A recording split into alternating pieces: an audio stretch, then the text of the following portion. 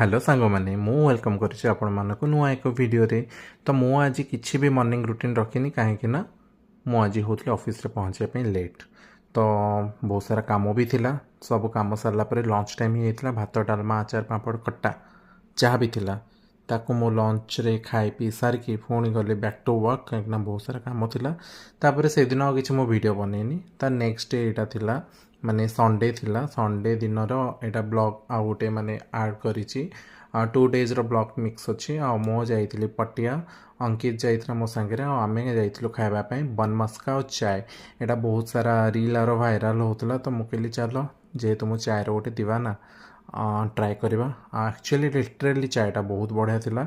बन मस्का तो आज यूजुअल मत बहुत भल लगे, व्हाइट मक्खन वाला बन मस्का थिला। Seriously taste wise very good थिला। 69 रुपीज आई थिंक थिला। तापर आम पलि आसलु सलेश्वर विहार एनकेआर, जोटा कि मो अकॉर्डिंग टू केवीआर मो हिसाब रे एनकेआर रोल बहुत ही मोटा थिला, बहुत टेस्ट भी थिला, मत भल लगला। तापर आम पलि आसलु चाय टपरी, एत सारा खाई सारा पर किसी खाया इच्छा नाला, तो सेक पिया आसलु। ये मोर आउ गोटे सांग जी कि दुबई रे जॉब करे, ता ना हूँ अभिषेक। से सब कहे कि सियाड़िका पैसा, तो से सियाड़िका पैसा आम आसलु ओढ़ाई कहीं सी दौला आगणा पाइले तो मो पिचु गिड़ी दिए भाई।